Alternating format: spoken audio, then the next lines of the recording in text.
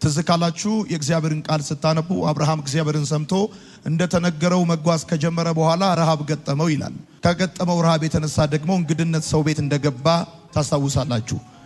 ወዳጆቼ ይስሐቅ በአባቱ በአብርሃም ዘመን ከነበረው ረሃብ በላይ ረሃብ ገጠመው ብሎ ሲናገር በዛ ስፍራ ለመቆየት በዛ ስፍራ ለመኖር ምቹ አይደለም። ረሃብ ጊዜ አይሰጥም። ሌሎች ብዙ ነገሮች ጊዜ ይሰጣሉ።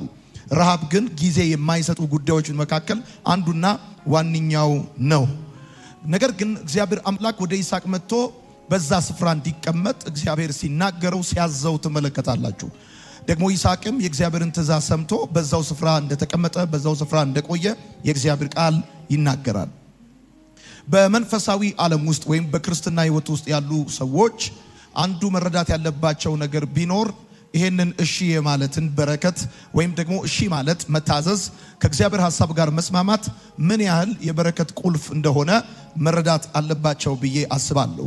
አንዳንድ ጊዜ በምንፈልገው ወይም በሚመቸን በጠበቅን ወይም ደግሞ በለመድነው የህይወት አካሄድ ሳይሆን በማይመቸንና ባልጠበቅነው የህይወት አካሄድ እንድንሄድ እግዚአብሔር ይመራናል። የዛን ጊዜ እሺ ማለት መታዘዝ ከእግዚአብሔር ፍቃድ ጋር መተባበር እንደው ቀላል ይሆናል ብሎ ማሰብ ከባድ ነው። አሁን ቆንጆ ወንበር ላይ ተቀምጠን ጥሩ ሳውንድ ሲስተም እየሰማን ጥሩ ልብስ ለብሰን ሽቶ ተቀብተን ይስሐቅም ረሃብ ገጠመው፣ ነገር ግን እግዚአብሔር ተቀመጣለው ተቀመጠ እሺ ያለ ሲባል ቀላል ሊመስል ይችላል። ይሄ ረሃብ የሚባለው ነገር እንደነገርኳችሁ ጊዜ የማይሰጥ ጉዳይ ነው። የሰው ፊት እንድታዩ የሚያደርግ ጉዳይ ነው። ብዙ ነገሮችን በአቅማችሁ መፍትሄ ልትፈልጉላቸው ትችላላችሁ። ይሄ ረሃብ የተባለው ጉዳይ ግን ወዳጆቼ አንደኛ እንደ ሀገር ነው የሚመጣው፣ በግል ብቻ የሚመጣ ጉዳይ አይደለም። ሁለተኛ ከናንተ አቅምና ከናንተ ጥረት በላይ ከሰማይ መስኮት ጋር የሚገናኝ ጉዳይ ነው። እግዚአብሔር ካልከፈተው የሰማይ መስኮት አይከፈትም። ስለዚህ ምድር ኃይሏን ዘሯን ልትሰጥ የምትችለው እንደ እግዚአብሔር ፍቃድና ሐሳብ እንደሆነ መታሰብ በጣም አስፈላጊ ነው። ነገር ግን በጣም የሚገርመው ነገር ይስሐቅ ከእግዚአብሔር ሐሳብ ጋር ተስማማ።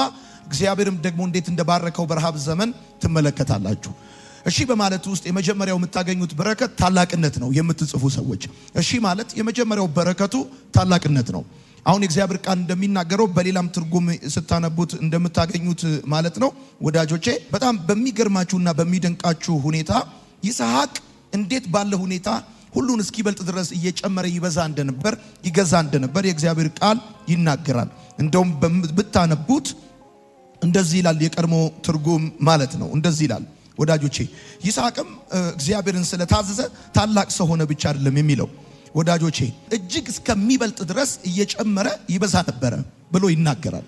ስለዚህ ይስሐቅ በአካባቢው ላይ ትልቅ የሆነበት አንዱና ዋንኛው ምክንያት ይሄ ዌዘር ኮንዲሽኑ አይደለም፣ የጂኦግራፊው አመቺነት አይደለም፣ ሲዝኑ ቆንጆ መሆኑ አይደለም።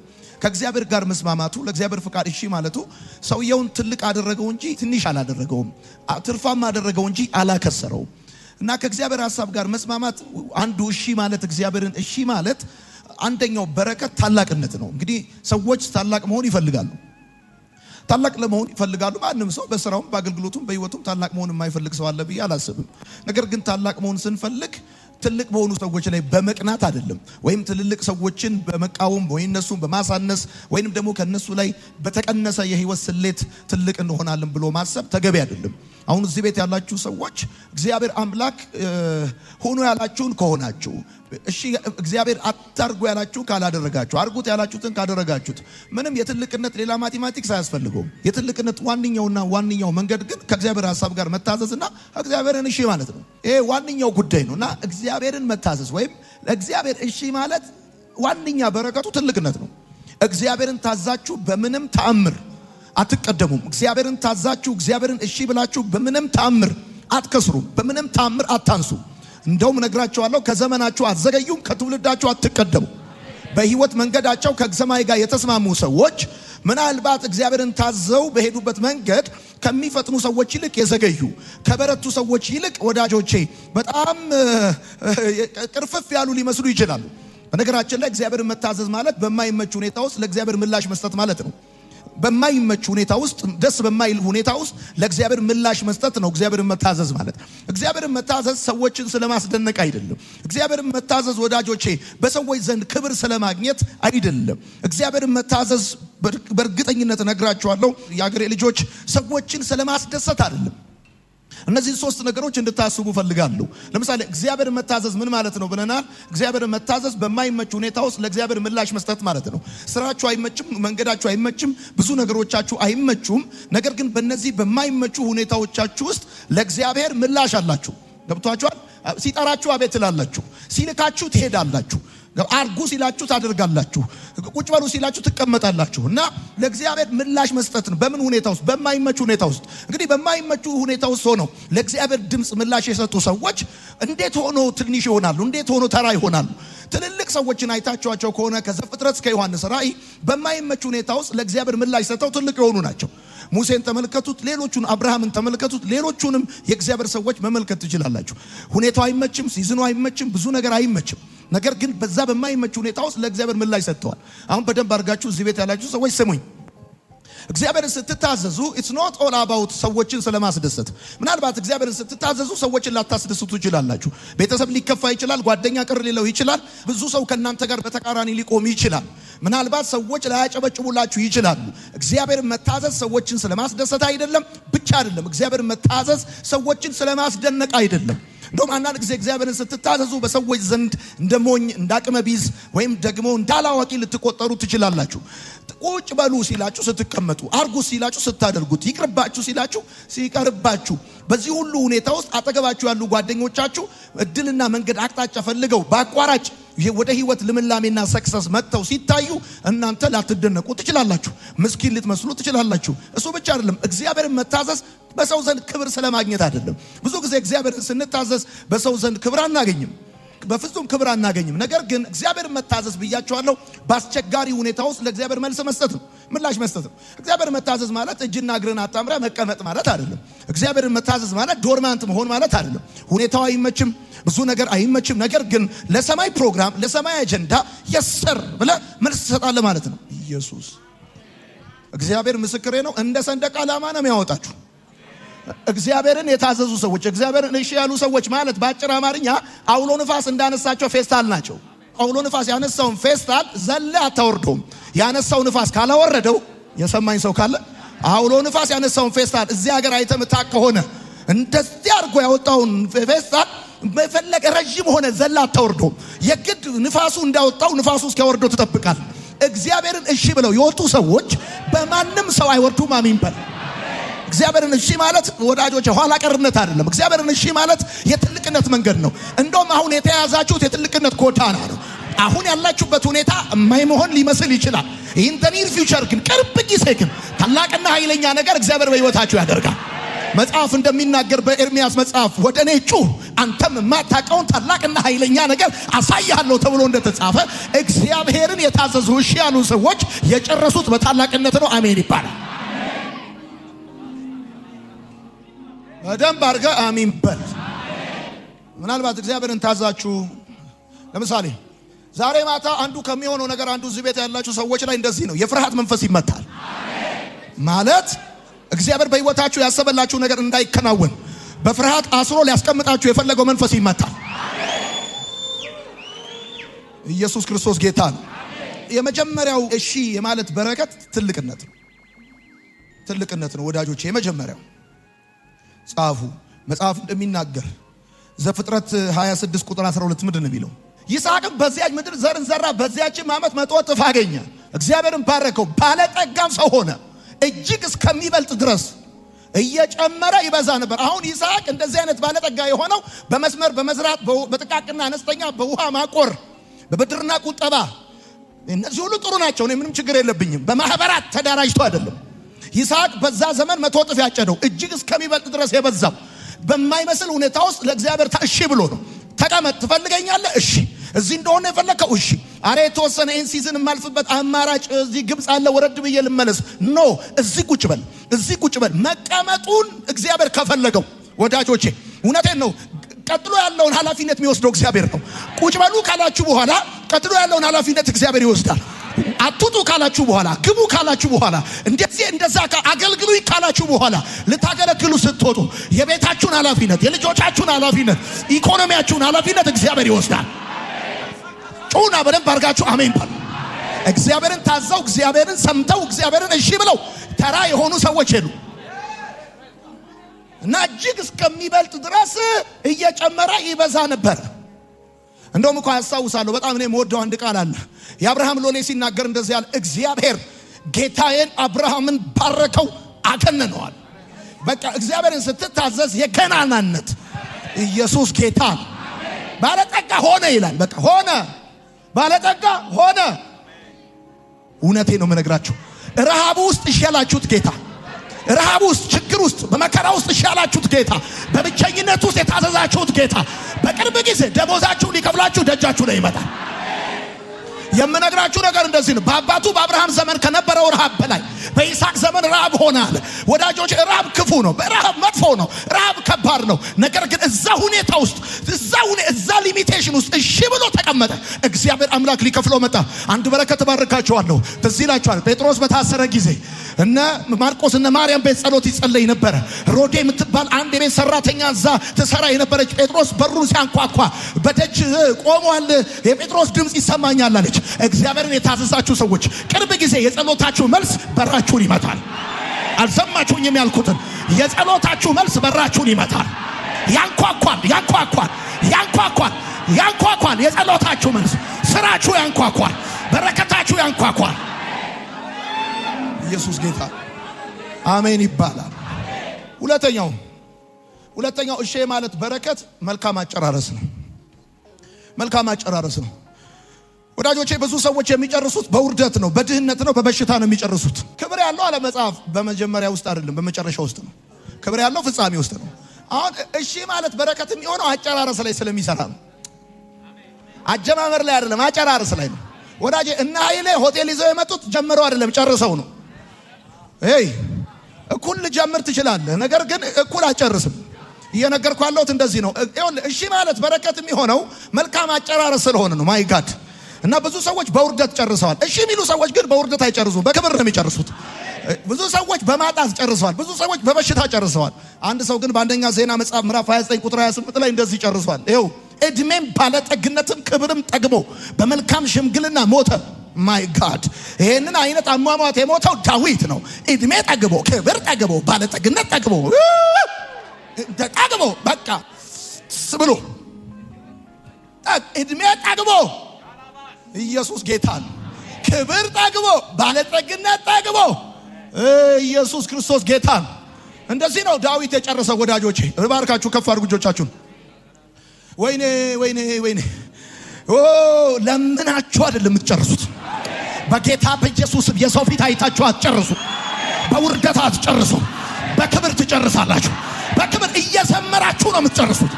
ዋንዴ ይመጣል። ከ50 ዓመት በኋላ ሊሆን ይችላል፣ ከ30 ዓመት በኋላ ሊሆን ይችላል። ዛሬ የታዘዛችሁት ጌታ መጨረሻችሁን ያሳምረዋል።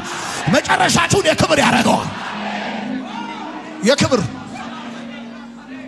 የክብር ያደርገዋል። እግዚአብሔር የክብር ኢየሱስ ጌታ አሜን ነው። እንዴት ነው መጨረስ የምትፈልጉት? በቃ እሺ ካላችሁ ባለጠግነት በክብርና እድሜ ጠግባችሁ የልጅ ልጅ አይታችሁ አቢ አቡሽ ማሙሽ ሚጡ ሚጢጢ ሚጣ ብላችሁ የልጅ ልጆቻችሁን አልሰማችሁኝ ማለት ለባርካችሁ ከፍ አድርጉ እጆቻችሁ በጌታ በኢየሱስ ክርስቶስ ስም። የአብርሃም አምላክ ከሆነ የምታመልኩት ቶ ሌላውን ሰው አንተ የአብርሃም አምላክ የእጆችን ሥራ ባርካለሁ ያለ እንደ ደከመህ አትሞትም። ታርፋለህ፣ ታልፋለህ። አልፈህ በክብር ነው የምትሄደው። አሜን በል። መቼ ነው እማርፈው እያልክ እየናፈክ ሳይሆን ባሪያህን አሰናብተኝ ብለህ አይኖቼ ማዳንህን አይተዋል ብለህ የሰማኝ ሰው ካለ አሜን ወሰደ ይሁንልህ በኢየሱስም። አሁን ብዙ ጊዜ እንዴት ነው የሚባለው?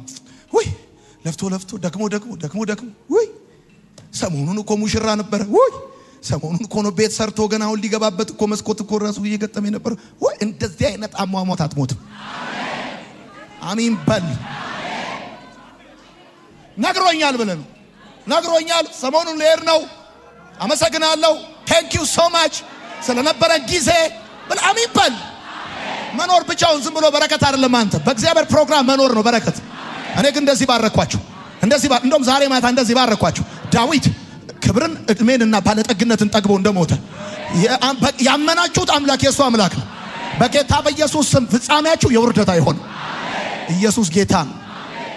ሰው እሺ ስትሉ እንደዚህ ነው የሚሆነው። መልካም አጨራረስ ነው። እሺ ሶስተኛ እሺ ማለት ሶስተኛው በረከት የእግዚአብሔር መገኘት ነው። የእግዚአብሔር መገኘት ነው። እሺ ማለት ሶስተኛው በረከት የእግዚአብሔር መገኘት ነው። በዮሐንስ ወንጌል መጽሐፍ ምዕራፍ 14 ቁጥር 23 እንደዚህ ይላል እግዚአብሔር ቃል ሲናገር፣ ኢየሱስም መለሰ አለውም የሚወደኝ ቢኖር ቃሌን ይጠብቃል፣ አባቴም ይወደዋል፣ ወደ እርሱም እንመጣለን። ጎብኝተነው እንመለሳለን አይደለም የሚለው። ቪዚት እናደርገዋለን አይደለም የሚለው። ቪዚቴሽን አይደለም፣ ይሄ ሃቢቴሽን ነው።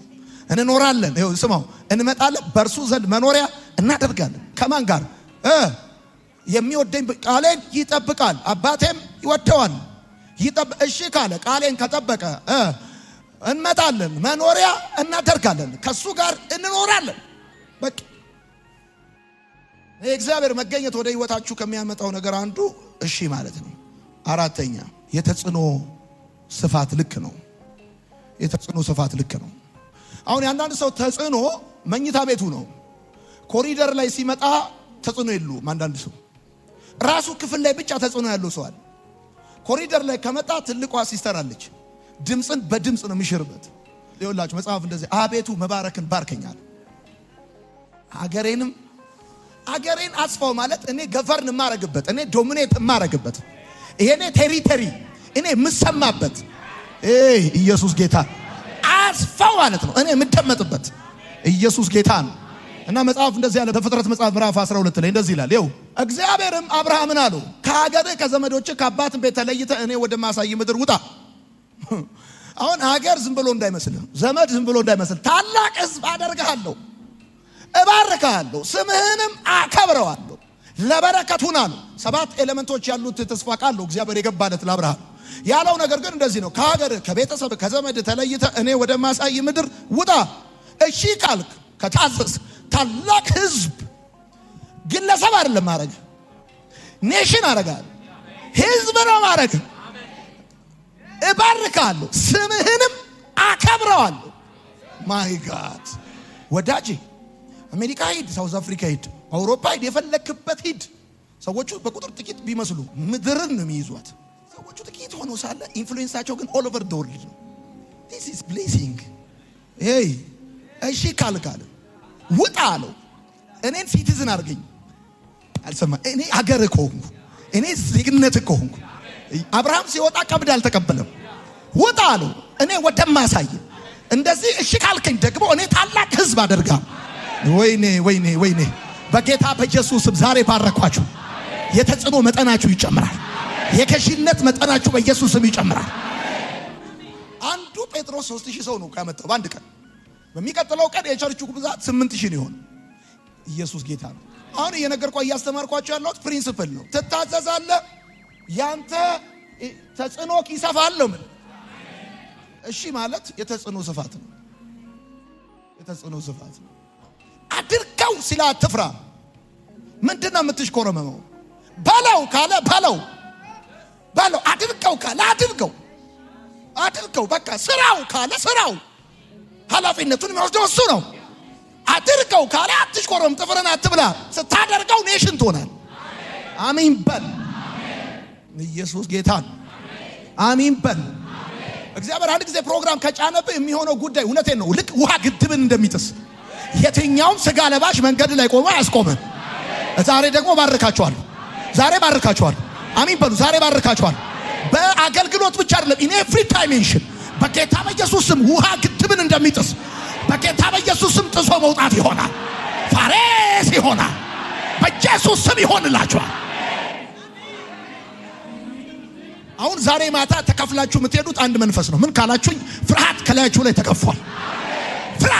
ፍርሃት የሆነ ድንጋጤ፣ ፍርሃት በጌታ በኢየሱስ ክርስቶስ ስም።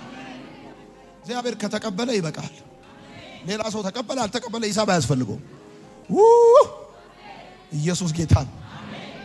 ደግሞ እግዚአብሔር ሁሌ እንዲናገራችሁ የምትፈልጉ ሰዎች አርብም ቅዳሜ ለሻዩም ለማኪያቱ ለወተቱ ለፓርኪንጉም ለምኑም በቃ አንዴ ነው የሚነግርህ። አንዴ ይነግራል። ለምሳሌ ጌታ ኢየሱስ በምድር ላይ በቆየበት ጊዜ ልዩ ድምጽ የሰማው 3 ጊዜ ነው። በቃ 3 ጊዜ ሲጠመቅ ከኤልያስ ጋር ተራራ ላይ፣ ከዛ በኋላ በጌተሰማኒ 3 ጊዜ ነው። ከዚህ በተረፈ ያለ ጉዳይ በእያንዳንዱ ስቴፕ እየመጣ በቃ እንዲህ ላትፈልግ ኢየሱስ ጌታ ኢየሱስ ጌታ ዮርዳኖስ ሲረገጥ እንደቆመ ልክ እንደዛ ኢየሱስ ጌታ የእግዚአብሔር መንፈስ እንደዚህ ይናገረኛል። የሆነ አላሳልፍ ያላችሁ ነገር ግን ዛሬ ማታ በኢየሱስ ስም ይቆማል። በኢየሱስ ስም ይቆማል። ማለፍ ይሆናል። ለምሳሌ እኮ በቃ እሺ ማለት እኮ ሰባቴ ዙረው አሁን ምን ማለት ነው? ሰባቴ ዙረው ዳንተ ዝም ብለህ ብሎኬት ትዞራለህ እንደ ድንጋይ 7 ጊዜ ዙረው በመጨረሻ ድገመው ከዛስ ጩህ ወዳጄ ኢያሪኮ እኮ ወደፊት አይደለም የወደቀው፣ ወደ ኋላ አይደለም እኮ የወደቀው፣ ወደ ውስጥ ነው የወደቀው። አልሰማኸኝም ያልኩት? ወደ ታች ነው የወደቀው። ኢየሱስ ጌታ ውጣ ካለ ውጣ፣ በቃ አለቀ። ጦር ይዣለሁ ሰይፍ ይዣለሁ አይሰራም። የእስራኤል ሕዝብ ከግብጽ ሲወጣ የወጣው ጦርና ጋሻ ይዞ አይደለም፣ ያልጋገረው ሊጥ ይዞ ነው የወጣው። ሊጥ የያዘ ሕዝብ ነው ሰረገላ ካለው የግብጽ ወታደር ጋር የገጠመው። እግዚአብሔር ሰልፉን ይቀይረዋል። ከፊት እየመራ ያለ ከኋላ ይመጣል። ኢየሱስ ጌታ ነው። ዛሬ ማታ ግን አየሩ ላይ የሆነ ሰልፍ ተቀይሯል። በጌታ በኢየሱስ ስም ተቀይሯል። እግዚአብሔር ስለናንተ ሰራዊቱን አስወጥቷል። ይዋጋላችኋል። ይዋጋልናል። ኢየሱስ ጌታ። እናንተ ስትታዘዙ ሰው አታስደስቱም፣ ሰው አታስደንቁም። ባላይምሮ ራሱ አትመስልም እኮ ምን ነው ባላይምሮ አትመስልም። አሁን እንደዚህ ይባላል ምናምን ባላይምሮ አትመስልም። እግዚአብሔር ከናንተ ጋር ነው። ወዳጄ እበል አንዴ ሰምተናል፣ አንመለስም። እኛ ነግሮናል። ገንዘብ አረጋለሁ ብሏል። ጠላቶችን ባንቺ ይፈጫለሁ ብሏል። ኢየሱስ ጌታ አሜን ይባላል። አምስተኛው እሺ ማለት በረከት። አምስተኛው ምን መሰላችሁ? የእድሜ ርዝመት ነው። አሁን ብዙ ሰዎች ረጅም ዓመት ለመኖር ምንድነው የሚያደርጉት? ሰላጣ ነው የሚበሉት። ሰላጣ፣ ቆስጣ፣ ብሮኮሊን፣ ቁርንፉድ። ረጅም ዓመት ለመኖር ምንድነው የሚያደርጉት? ስፖርት፣ ጂም።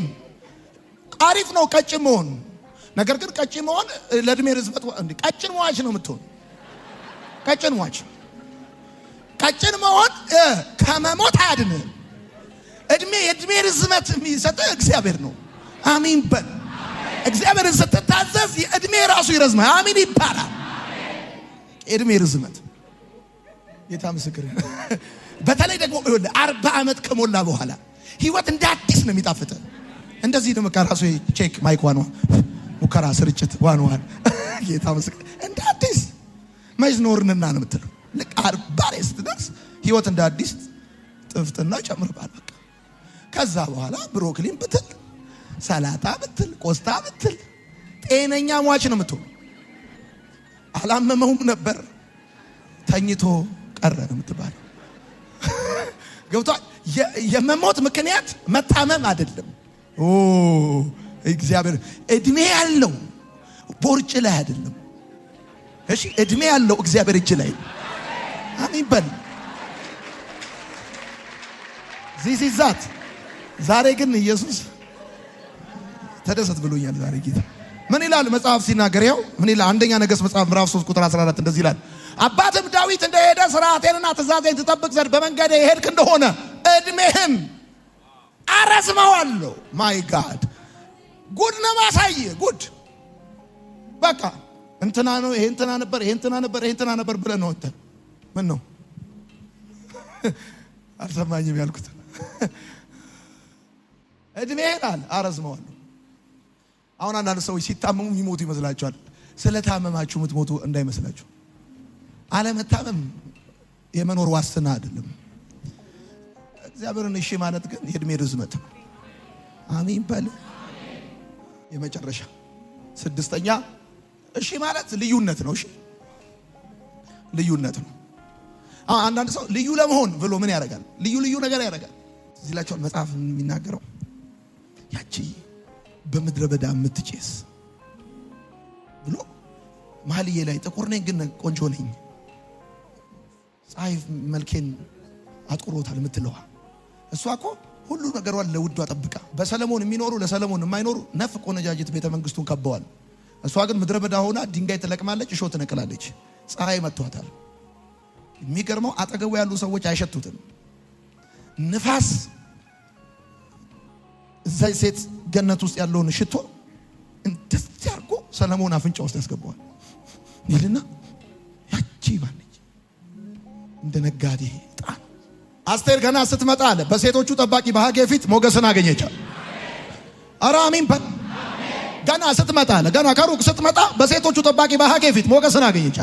በሰው ሀገር በግዞት ነው የሚኖሩት። እናት አባት የላትም። የሚያሳድጋት አጎቷ ነው። መርዶክዮስ አጎቷ ነው። ወዳጆቼ ጌታ ምስክር እሺ የሚሉ ከእግዚአብሔር ሐሳብ ጋር የሚታዘዙ የሚሰሙት ድምጹን የሚሰሙ የልቡን ሐሳብ የሚያደርጉ ሰዎች እግዚአብሔር ምስክሬ ነው ሳይቀቡ ይሸታሉ። እግዚአብሔር ምስክር በቃ እንደዚህ ነው የሚያበሩት። መጽሐፍ እንደዚህ ያለ በዘጸአት መጽሐፍ ምዕራፍ 19 ቁጥር 5 አሁንም ቃሌን በእውነት ብትሰሙ ኪዳኔንም ብትጠብቁ ምድር ሁሉ የኔ ናትና ከአሕዛብ ሁሉ የተመረጠ ርስት ትሆኑልኛላችሁ። ሌላው ትርጉም የሚናገረው ልዩ ሕዝብ ትሆኑልኛላችሁ። ዩኒክ ነው የምትሆኑት። እናንተን ዩኒክ የሚያደርግ ስፒሪት ከእናንተ ላይ ይሆናል። በቃ የምታረጉት ነገር ሌላ ሰው ሊያረገው ቢፈልግ አይደገምም። ኢየሱስ ጌታ አሜን ይባላል። የመጨረሻው እሺ ማለት የበረከት ምንጭ ነው። እሺ ማለት የበረከት ምንጭ ነው። ዘርጉ እጆቻችሁ እንደዚህ ወዳጄ በነገር ሁሉ እንዲከናወንልህና ጤናም እንዲኖር ጸልይልሃለሁ ተብሎ እንደተጻፈ ዘርጉ እንደዚህ በነገር ሁሉ ይከናወንላችሁ። በኢየሱስ ስም ይከናወንላችሁ። በነገር ሁሉ ማለት በአዲሱ ትርጉም በነገር ሁሉ ማለት ኤ ቱ ዜድ ማለት በነገር ሁሉ እንዲከናወንልህ ዘርጉ እጆቻችሁ። በነገር ሁሉ በኢየሱስ ስም ይከናወንላችሁ። በመውጣት በመግባት በመስራት በመማር በትዳር በህይወት በአገልግሎት በነገር ሁሉ በጌታ በኢየሱስ ስም ይከናወንላችሁ። ወደ ቤተ ክርስቲያን የምትመላለሱት መሄጃ አጣችሁ አይደለም። የእግዚአብሔርን ድምጽ ፈልጋችሁ የእግዚአብሔርን መገኘት ፈልጋችሁ ከሱ ለመስማት ፈልጋችሁ ከሱ ለመማር ፈልጋችሁ እሺ ብላችሁ ታዛችሁ ነው። ወይኔ አንዳንድ ጊዜ እኮ ጌታን ስትሉ እንግዲህ ታውቃላችሁ፣ በተለይ ካላመነ ቤተሰብ የመጣችሁ ሰዎች በጣም ዋጋ ያስከፍላል። ልጅ አይደለሽም ትባላለሽ፣ ልጅ አይደለም ትባላለህ፣ ሞቷል ትባላለህ፣ እንደ ሞት ትቆጠራለህ። እና መጽሐፍ እንደዚህ ያለ እሺ ብትሉ ብትታዘዙ የቀረው ነገር እንኳን ቀረ እግዚአብሔር ያለው ትክክል ነው። አሜን በሉ እንጂ እሺ አዲስ አበባ ቁጭ በል እሺ አገልግለኝ ሲል እሺ በለው በቃ እግዚአብሔር ይባርካል። ዘርጉ እንደዚህ እቺ ምድር ኃይሏን ትስጣችሁ። በጌታ በኢየሱስ ስም ይስሐቅ ቆፈረ ውሃ ወጣለ ተብሎ እንደተጻፈ በምትቆፍሩበት ጉዳይ ሁሉ በጌታ በኢየሱስ ስም ውሃ ይውጣላችሁ፣ ምንጭ ይፍለቅላችሁ፣ በነገር ሁሉ ይከናወንላችሁ። በጌታ በኢየሱስ ስም እጃችሁ የገባ ነገር ሳትፈልጉት ከእጃችሁ ካሁን በኋላ አይወጣም። በጌታ በኢየሱስ ስም የጭንገፋ መንፈስ ከህይወታችሁ ላይ ይመታል። እግዚአብሔር እየባረከ ይባርካችኋል። የገዥነትና የታላቅነት መንፈስ በእናንተ ላይ ይሆናል። እድሜያችሁ ሲጨምር ኃይላችሁ ይጨምራል። አሁን የያዛችሁት መንገድ የትልቅነት መንገድ ነው። ቆይ ዘርጉ እንደዚህ እጃችሁ ላይ ያለ አንድ ነገር ዛሬ ቃል አወጣሁበት። 2 ይሁን 2 4 ይሁን 4 8 ይሁን በጌታ በኢየሱስ ስም ጥቂቱ ነገር ብዙ ይሁን፣ ታላሹ ነገር ታላቅ ይሁን። በኢየሱስ ስም ዝቅ ያለው ነገር በጌታ በኢየሱስ ስም ከፍ ይበል። እጃችሁ ላይ የያዛችሁት የትኛውም ነገር የተባረከ ይሁን። በቃ ልክ እንደዚህ ነው። ቁጭ በሉ ሲላችሁ እሺ፣ ስጡኝ ሲላችሁ ስጡት፣ አታርጉ ሲላችሁ አታርጉ። ተስማሙ ከእግዚአብሔር ሐሳብ ጋር። በቃ እሺ ማለት ወዳጆች በረከት ነው፣ የታላቅነት መንገድ ነው፣ መልካም አጨራረስ ነው፣ የእድሜ ርዝመት ነው። አሜን ይባላል። የእድሜ ርዝመት ነው። እውነት ልዩነት እናንተ እንድትመረጡ ብላችሁ ምንም አታረጉም። ግን እግዚአብሔር አምላክ እውነቴን ብርሃኑ በእናንተ ላይ ይበራል። ለምን እንደሆነ የታወቀ በመስሪያ ቤታችሁ ፕሮሞሽን ይሆንላችሁ፣ በስራ ቦታችሁ ፕሮሞሽን ይሆንላችሁ። በጌታ በኢየሱስ ስም የሚመጣ እድል የስም ፊደላችሁን ተከትሎ እናንተ እጅ ይገባል። በኢየሱስ ስም ይገባል። በየትኛውም ሰልፍ ላይ ብትሆኑ ከፊት ትሆናላችሁ።